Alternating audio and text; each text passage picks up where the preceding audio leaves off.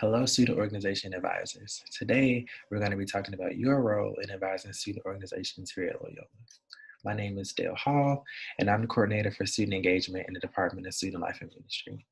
Today, I'll be walking you through the ins and outs of being an advisor for a registered student organization, or an RSO as I'll call throughout this presentation. As you already know, advisors play a key role in the development and the continuation of student organizations, both to the students as individuals and to the organization as a whole. Before we get started, I want to take the time to personally thank you for the time and the hard work that you've put in to ensure that our student organizations are run properly. Here's my contact information. Feel free to email me at any time. I can't promise that I'll get back to you as soon as possible if it's after 5 p.m., but I'll get back to you, I promise.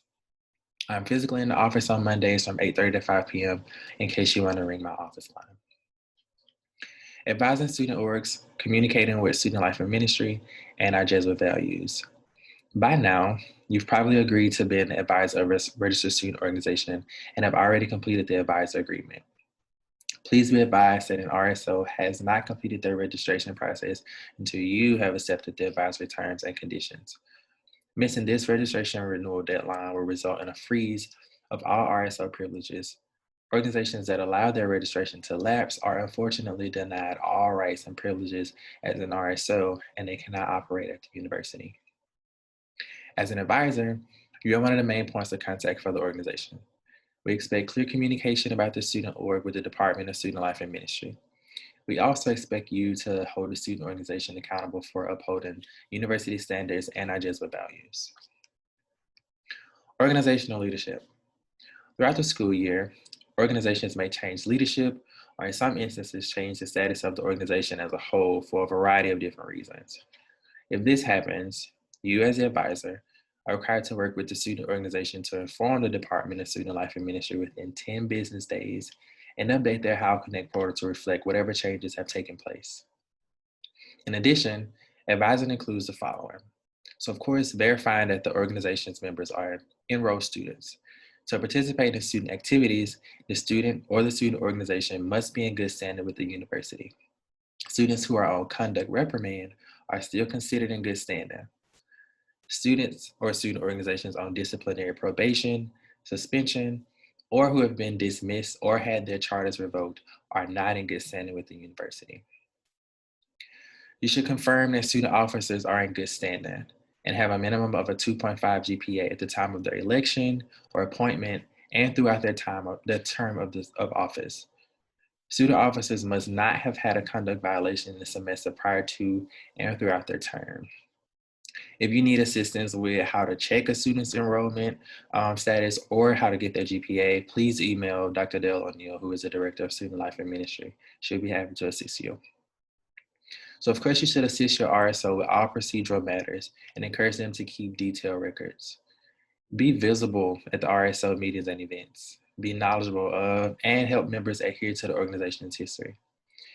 Guide the group in setting realistic goals and objectives, and that includes educational and personal development. Maintain regular communication to stay well informed about what is happening with the student organization.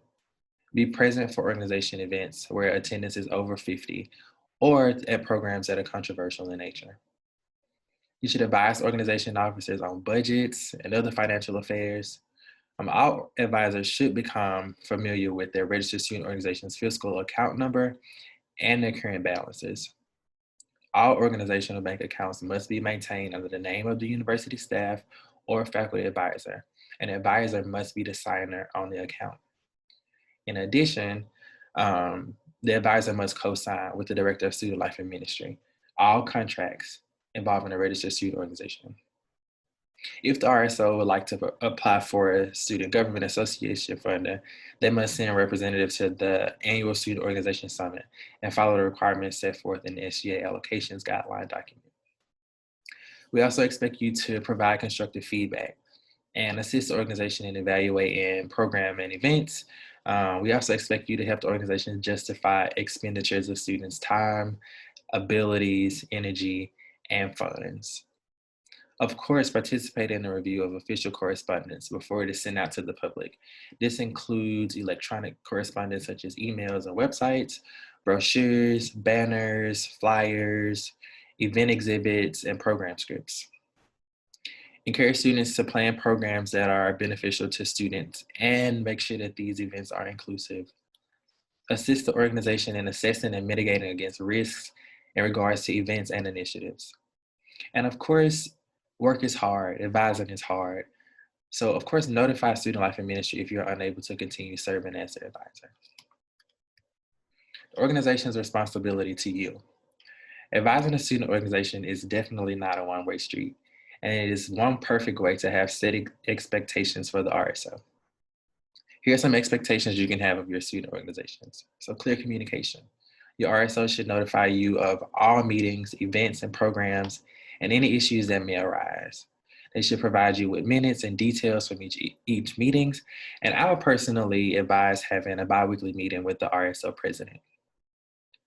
RSO leaders should consult you prior to making significant changes to the structure or the policy of the organization and before agreeing to any major projects. RSO leaders should also understand that although you as the advisor have no vote, you should be allowed speaking privileges. They should also remember that the responsibility for the success or the failure of a group project rests ultimately with the group and not on you as the advisor. Meeting with you outside of organizational meetings or events should be held to discuss any disagreements or areas of concern and offer suggestions on how to resolve the situation. Respect, this is a big one. On top of working full-time and maybe even taking courses, you are volunteering to serve as their advisor, so they should be respectful of your time and commitment to them. Mandatory reporter. As an employee of Loyola, you are a mandatory reporter. This includes when serving as an advisor for an RSO. Please fill out a bid form for any student who may be experiencing any significant stressors such as academic difficulty, alcohol or drug abuse, grief or loss, injury and illness, social adjustment and involvement, student death, threat to others, unusual behavior, etc. Once you've filled out this report, BID will then coordinate with university resources to assist that student. You may also file a Title IX report to Dr. Diana Ward, who is our Title IX coordinator, if you feel that a student is the victim of any gender-based or sexual harassment. And lastly, you can fill out a bias incident report if you witness an act of discrimination, harassment, intimidation, or violence motivated by prejudice against a person's race, color, sex, national origin, age, religion, gender identity, transgender status, sexual orientation, disability status, marital status, citizenship status, or any other characteristic prohibited by applicable law. Risk management. As the RSO advisor, you are the representative for Loyola University at events. As such, you are expected to give reasonable advice to RSOs and report any issues that arise to the Director of Student Life and Ministry. Although we can avoid risks, there are always steps we can take to help reduce them and provide a safe environment for our students. So of course, identify the risks involved in the event. These can include physical risks or liability risks. Make sure that there is clear communication with everyone involved. Also, have any liability waivers on hand if necessary, if you have them. Provide advanced training before the event. And of course, one thing we find to be beneficial is to assume the worst case scenario. That's not always optimistic, but at the same time, it prepares us for the worst thing that can happen. I think it's smart to create a risk reduction plan and share that with everyone who is involved in the event. It's smart to consider if food is being served. If so, does the individual preparing the food have the appropriate licensure? If alcohol is being served, then verifying that the event with alcohol policy in the student organization handbook is being followed properly. For more information on risk management and ways to reduce risks, I encourage you to read through the Organization Advisor Guide. Some events that RSOs have are emotionally triggering. A mental health counselor from the University Counseling Center may be required to be in attendance at events as such. The Student Life and Ministry Office will review event registration and will determine if the event will be required to have a mental health counselor. LUPD is required at any events where there are more than 50 people attending. If public or non-Loyola members will be in attendance, if alcohol is being served, if money is being collected, or if there is a controversial speaker or topic. An organization can be held responsible for the individual and collective conduct of members associated with the organization.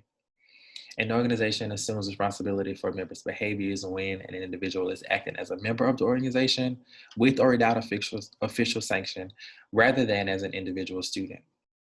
If an event is held or sponsored officially or unofficially in the name of the organization, the conduct and the action of individuals are in the name of the organization. The conduct, by its nature, and upon review of the circumstances, is deemed to be an organizational offense by the Department of Student Life and Ministry and or the Student Conduct Office. So event management. Student organizations must register all events, including virtual and off-campus events, with the Office of Student Life and Ministry.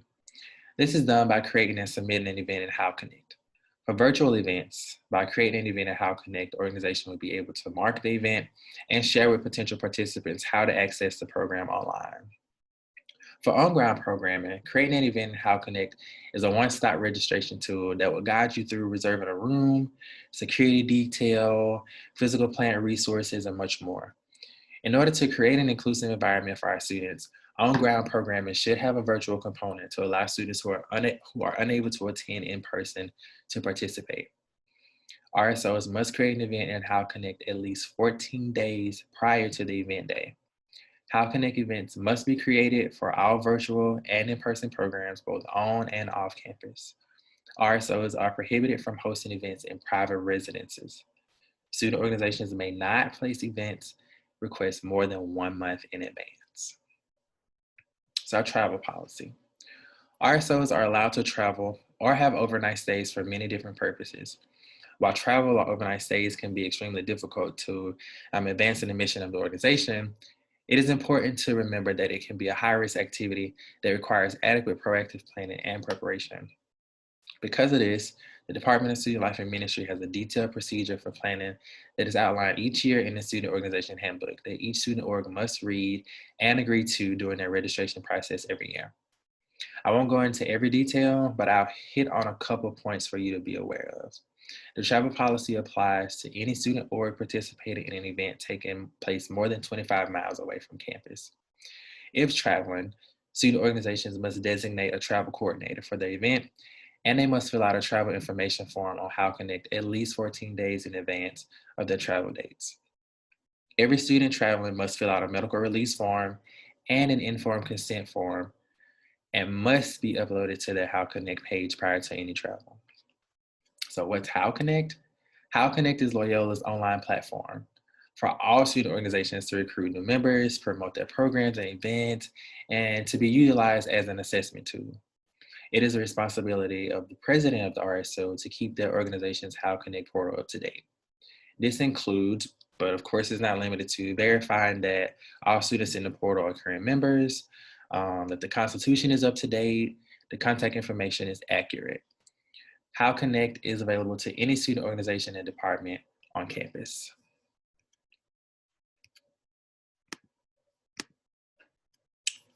All right, Cork. So Cork is basically the mobile app version of How Connect. Cork has the schedule that How Connect has on there, and most students will utilize this app to access their scanning code. And this will be used when students are checking in at events. So I want to thank you all for tuning in and listening to this. I hope this has been helpful. If you have any questions, and of course, I encourage you to utilize the Student Organization Advisor Handbook, but also feel free to reach out to us at the Office of Student Life and Ministry, at the Get Involved account, or also my personal email address. Thank you so much, and I wish you good luck with your student organization.